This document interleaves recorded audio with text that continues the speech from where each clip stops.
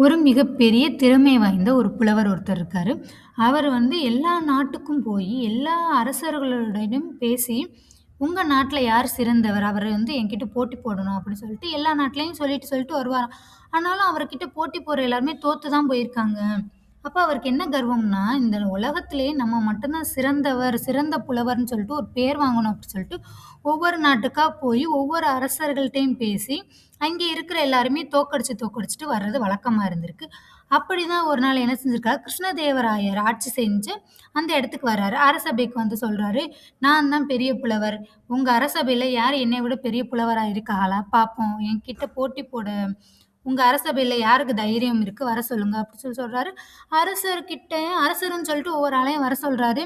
ஆனா, இவர பார்த்துட்டு, பார்த்துட்டு எல்லாரும் பயந்து போய் யாருமே இவருக்கு போட்டியா சரிசமமா நிக்கிறதுக்கு வரமாட்டிக்கிறாங்க. அப்ப இந்த கோவத்துல அவர் சொல்றாரு, "அது என்ன இவ்வளோ பெரிய அரசரா இருக்கீங்க, எனக்கு போட்டி போட யாரும் வரமாட்டாங்கன்னா என்ன அர்த்தம்? அதெல்லாம் முடியாது.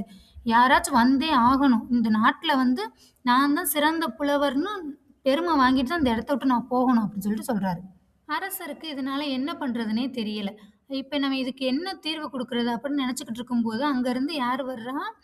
ம். நம்ம எப்பவும் போல தெனாலிராமன் வராரு. தெனாலிராமன் வந்து சொல்றாரு, "உங்க கூட போட்டி போட நான் தயாரா இருக்கேன். ஆனா இன்னைக்கு இல்ல, நாளைக்கு வாங்க." அப்படின்னு சொல்லி சொல்றாரு. அதே மாரி அந்த புலவரும் திரும்பி போயிட்டு அடுத்த நாள் காலையில வராரு. வந்தோனே தெனாலிராமன பார்க்குறார். தெனாலிராமன வந்து அரசர் என்ன செய்றாரு, பயங்கரமா டெக்கரேட் பண்ணிறாரு. வைரம், வைடூரியம். ஏன்னா, அவர் வந்து சிறந்த புலவர்ன்னு எல்லாருக்கும் தெரியும். ஆனா, இவரு நல்ல புலவர்ங்கிற மாரி நம்ம காட்டணும்ல அப்படிங்கிறதுக்காக, தெனாலிராமன் மேல அதிக நம்பிக்கை வச்சிருக்காரு. ஏன்னா, அவனால முடியும். நல்ல திறமை வாய்ந்தவர் அப்படின்னு சொல்லிட்டு.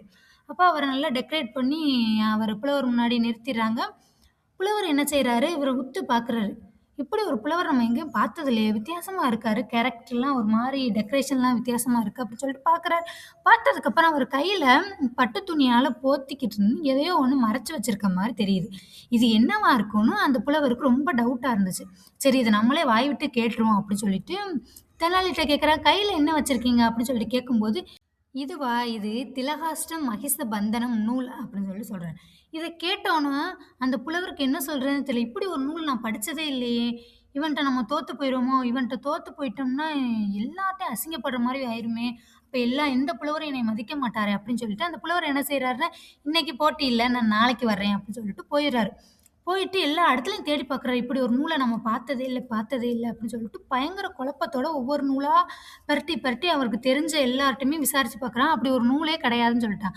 அப்ப இவர்ட்ட ஒரு விசித்திரமான நூல் இருக்கு. இந்த நூல்ல வச்சு நம்ம அவர்கிட்ட தோத்துறக்கூடாது.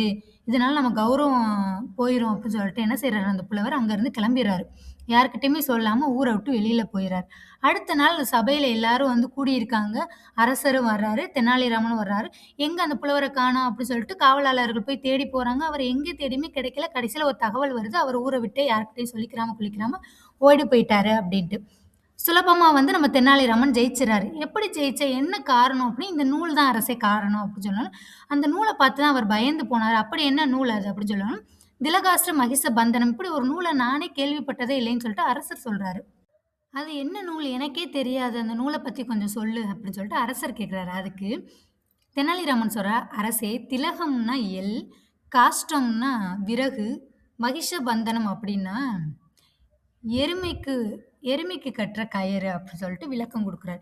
இத பார்த்தோனே அரசவையில எல்லாம் இருந்த எல்லாருக்கும் ஆச்சரியமா இருக்கு. அப்ப அரசர்கிட்ட தெனாலிராமன் சொல்றார், "அரசே இத கூட விளக்க முடியாத அந்த புலவர் குழப்பத்துல இங்கருந்து ஓடி போயிட்டாரு. நம்ம சுலபமா ஜெயிச்சுட்டோம்" அப்படின்னு சொல்லிட்டு தெனாலிராமன் தைரியமா சொல்றாரு. இத கேட்டதும் அரசரும், அரசவையில இருந்த எல்லாருமே தெனாலிராமன புகழ்ந்து பாராட்டினார்கள்.